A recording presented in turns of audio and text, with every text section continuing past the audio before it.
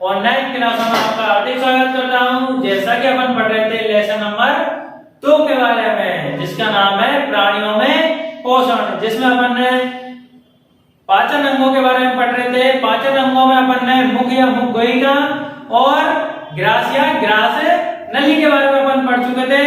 तो अगला टॉपिक है अपन का आमाशय।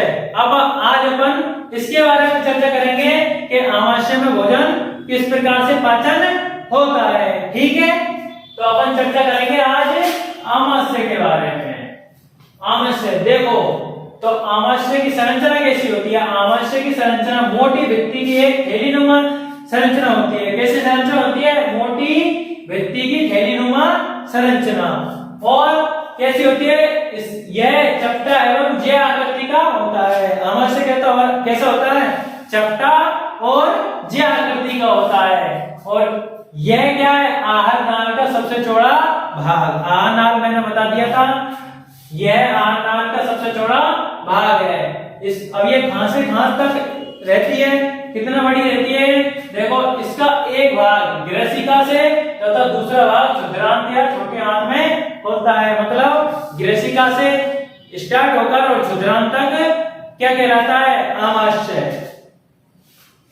अब देखो, आमाशय की आंतरिक सतह से, जो अंदर के सतह है इसकी, उससे श्लेष्म हाइड्रोक्लोरिक अम्ल तथा पाचक रस स्त्रावित होता है। मतलब इसकी आंतरिक सतह से एक तो श्लेष्म, एक हाइड्रोक्लोरिक अम्ल तथा एक पाचक रस निकलता है। अब ये तीनों क्या कार्य करते हैं? तो देखो, श्लेष्म के क्या कार्य है?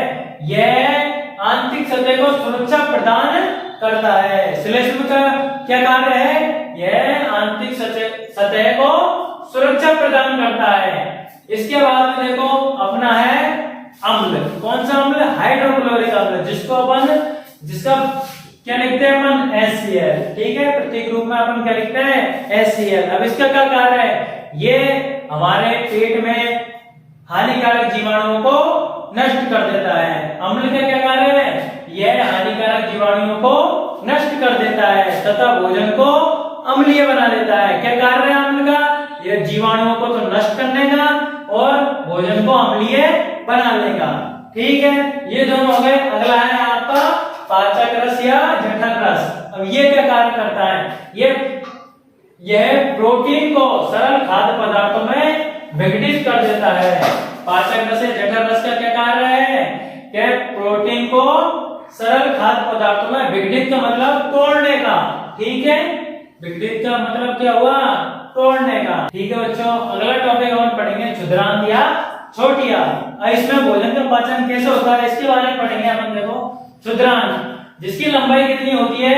लगभग 7.5 मीटर की। ये 7.5 मीटर लंबा होता है और कैसे रहता है? हमारे शरीर, हमारे पेट के अंदर कुंडलित अवस्था में। ठीक है, कुंडलित रहता है। और ये क्या रहती है? नली रहती है। ठीक है, और इसमें भोजन का क्या रहता है? सर्वाधिक पाचन। छोटी आंत या क्षुद्रांत के अंदर भोजन का सर्वाधिक पाचन होता है। छोटी आंत में मुख्य रूप से 2 ग्रंथि पाई जाती है।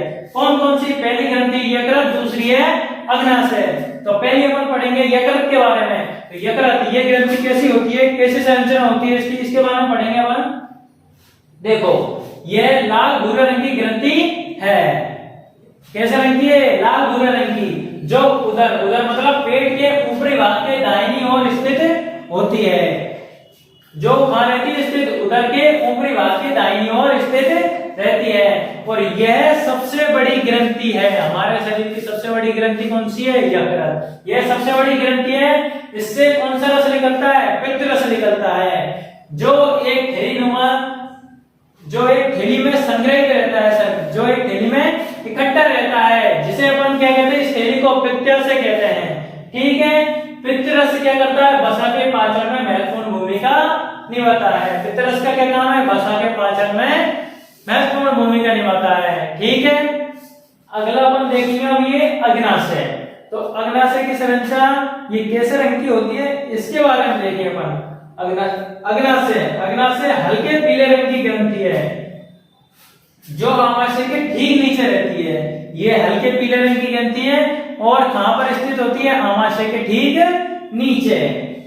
और अग्नाशय से अग्नाशय रस निकलता है जो क्या करता है कार्बोहाइड्रेट एवं प्रोटीन से क्रिया कर सरल रूप में परिवर्तित कर देता है। यह अग्नाशय रस क्या करता है कार्बोहाइड्रेट और प्रोटीन को सरल रूप में परिवर्तित कर देता है और आंशिक रूप से पचा भोजन क्षुद्रांत के नीचे भाग में पहुंचता है। जो बचा हुआ भोजन होता है वो क्षुद्रांत के नीचे भाग में पहुंचता है जहां आंतरस में पाचन क्रिया को महत्वपूर्ण कर देता है। ठीक है, पाचन क्रिया को महत्वपूर्ण कर देता है तथा कार्बोहाइड्रेट सरल शर्करा जैसे कि ग्लूकोज में परिवर्तित हो जाते हैं और वसा अम्ल में तथा ग्लिसरॉल में और प्रोटीन एमिनो अम्ल में परिवर्तित हो जाते हैं। ठीक है, कार्बोहाइड्रेट तो सरल शर्करा ग्लूकोज में परिवर्तित कर देता है और वसा किसमें वसा अम्ल तथा ग्लिसरॉल में और प्रोटीन किसमें हो जाता है एमिनो अम्ल में परिवर्तित हो जाता है। अब हम अगला टॉपिक पढ़ेंगे जिसका नाम है क्षुद्रांत में अवशोषण या छोटी आंत में अवशोषण। इसमें देखो क्या होता है, इसमें पचा हुआ भोजन अवशोषित होकर क्षुद्रांत की भित्ति में स्थित रुधिर वाहिकाओं में चला जाता है। इसमें क्या होता है, पचा हुआ भोजन अवशोषित होकर क्षुद्रांत की भित्ति में स्थित रुधिर वाहिकाओं में चला जाता है और इस प्रक्रम को अपन क्या बोलते हैं, अवशोषण कहते हैं। इस प्रक्रम को अपन क्या बोल देते हैं, अवशोषण। आगे क्या कहता है देखो, क्षुद्रांत की आंतरिक भित्ति पर अंगुली के समान उभरी हुई संरचना होती है।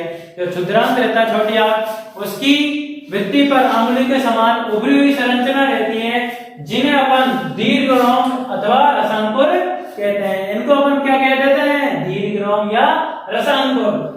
इन दीर्घरोमों की सतह से बचे हुए भोजन का अवशोषण होता है तथा यह रुधिर वाहिकाओं में चला जाता है। कहां पर अवशोषण होकर कहां पर चल जाता है, रुधिर वाहिकाओं में चला जाता है और अवशोषित पदार्थों का स्थानांतरण रुधिर वाहिनी द्वारा शरीर की विभिन्न भागों तक होता है जहां उनका उपयोग जटिल पदार्थों को बनाने में किया जाता है।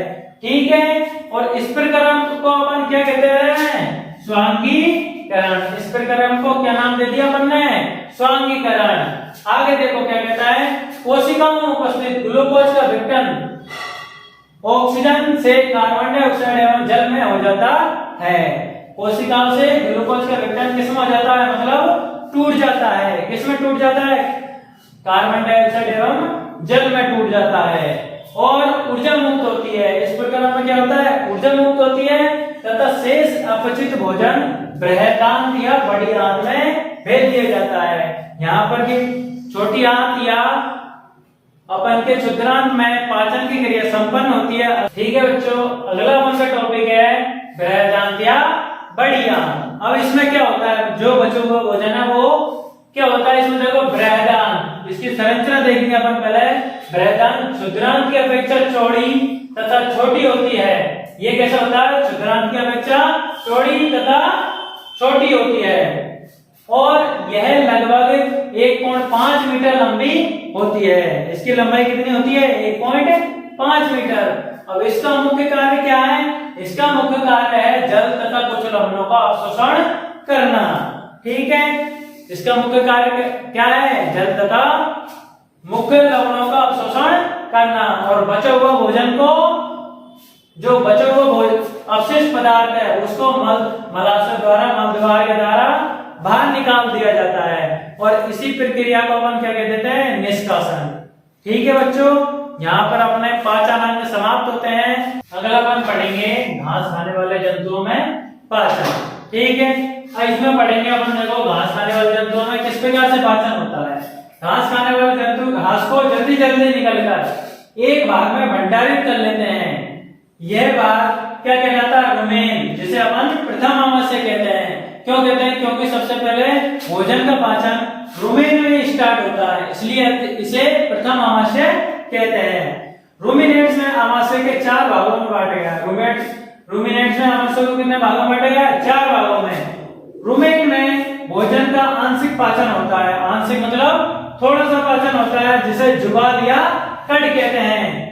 जिसे क्या कहते हैं, जुगाल या कट कहते हैं। परंतु बाद में जंतु इसको छोटे छोटे पिंडकों के रूप में पुनः मुख में लाता है, मतलब दोबारा पुनः इसको मुंह में लाता है और वह धीरे धीरे इसको चबाता रहता है। और इस प्रक्रिया को अपन क्या कहते हैं? रोमांथन या जुगाली करना। ठीक है। तथा ऐसे जंतु को रूमिनेंट्स अथवा रोमंती कहलाते हैं। ऐसे जंतु क्या कहलाते हैं? रूमिनेंट्स अथवा रोमंती कहलाते हैं। अब घास में क्या रहता है? घास में अपन के प्रचुर मात्रा में क्या रहता है? सेल्यूलोज, जो एक प्रकार का कार्बोहाइड्रेट है। क्या है? एक प्रकार का कार्बोहाइड्रेट। किसी रूमेन्स अथवा रोमंती पशु, हिरण आदि में रूमेन में सेल्यूलोज का पाचन करने वाले जीवाणु पाए जाते हैं। इनमें सेल्यूलोज का पाचन करने के लिए क्या पाए जाते हैं? जीवाणु, जो सेल्यूलोज का पाचन करते हैं। अगली परिभाषा देखो, इसमें क्या है? जानवरों जैसे घोड़ा, खरगोश आदि में क्षुद्रांत एवं बृहद आंत मतलब छोटी आंत और बड़ी आंत के बीच में थैलीनुमा बड़ी संरचना होती है, जिसे अपन क्या कहते हैं? अंडनाल। ठीक है, आया बच्चों समझ में? ठीक है बच्चों, अगला टॉपिक हम पढ़ेंगे अमीबा में संभरण एवं पाचन। क्या अमीबा अपना भोजन कैसे ग्रहण करता है, कैसे इसमें पाचन की क्रिया होती है।